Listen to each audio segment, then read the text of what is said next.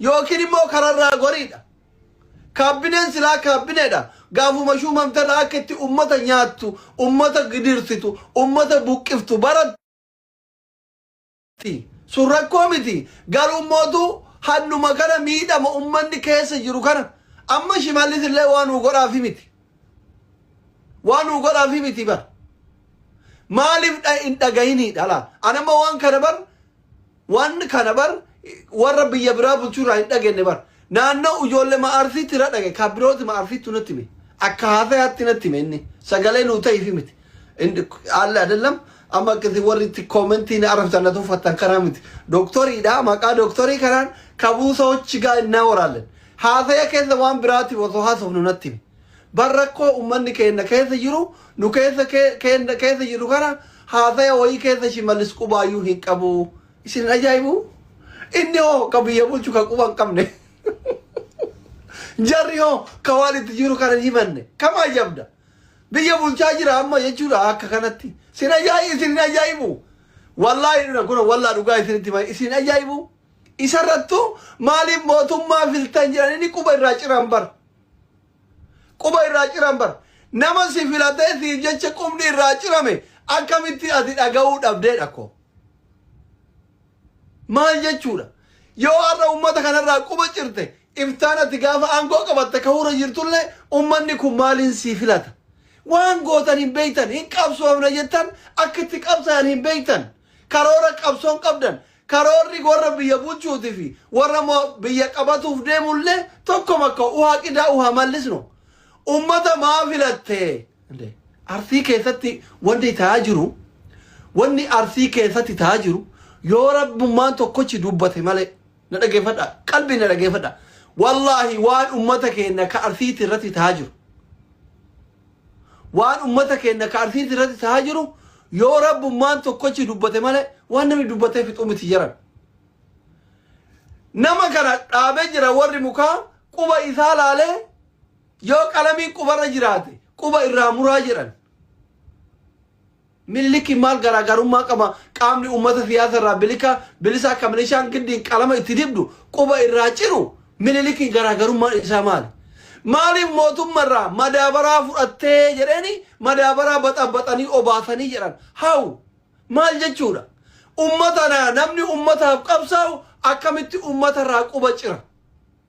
Laa sobaa miti nama qubni irraa cite sitti fiduu danda'a soban jedhin as jala deemte soban jedhin laa qaama feete deeggari qaama feete deeggari laa qaama feetan deeggara hawwataaf abboota keessanirraa hawwataaf abboota keessantu dhumaa jira boru sirra ga'a. Wanni har'a ummata arsiitti ragaa kun boru sirra ga'a soban jedhin wallahi wa billahi tallahi rabbi addunyaa akhiraa hongeessu dhugaa sobaa miti. Ati jibbaa ummata sanii qabaachuu dandeetta. Jibbaa ummatichaa qabaachuu dandeetta. Garuu wanni ummata sana irratti ta'aa jiru matoo bamatoo wallahi dhugaa. Dhugaa. Isin galee dhugaa. Kumaatamaan jira namni quba bakka itti malatte sana irraa ciran. So qaamni lamaanuu amma diina ummataa ta'e. Ummanni kun warra bosonaan beeku warra aangorra jiruun beeku. Ka guyyaa itti roorrisu ka biraati halkan ka itti roorrisu ka biraati. Ilmaan isaanii ala kanaaf mootu waan si ajaa'ibu nama sagalee ta'uuf dhabdee birri irratti wallolti. Irrakkoo barka xiqqoo humna qabu hundi ummatuuf kanatti roorrisa. La ka biyya jiru ka biyya bulchu ummata kana guyyaa mana irraa guba qeerraa buqqisa. Kun immoo halkan mootummaa filatte jedhee dhufeetiin hin cinqa. Kaala kana Dubaay fi biyyoota garagaraa ta'ummoo birrii anarratti guurtan malee jedha. Nama an beekurra guurtan malee jedha rakkannedha. Ammaasi namni xiqqashama humna qabu ummatuma kanatti roorrisaa jechuudha. Giraa gabbaan ikkoo garam dubbanna eenyutti dubbanna eenyutti iyyanna eenyu iyyanu dhagaa nu hooru kan rakkanne amma ijoolleen baay'een jala kana ummata arsiitii sagalee ta'ii jettan. Argaa jiraan ummanni kun ummata kana keessa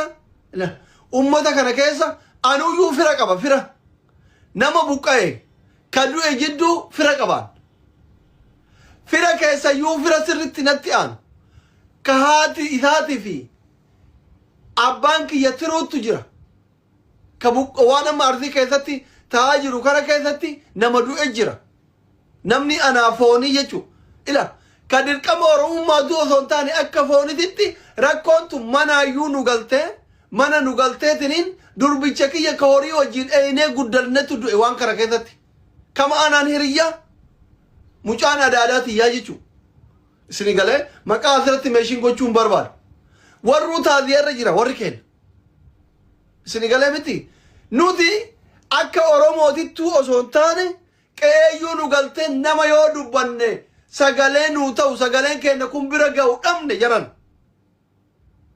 al jala teettee soba jettaati si galeemi ani akka mataa kiyyaatitti nama rakkoo foon kiyyaati miti rakkoo saba kiyyaa laalessitu gara dubbadhu dhabeet akka itti dubbadhu dhabee cal'isa warri mootummaallee xiiqii ummata kanatti haloo baya warri bosonallee ummata kanatti haloo baya ka dandeettuudhaani jennaan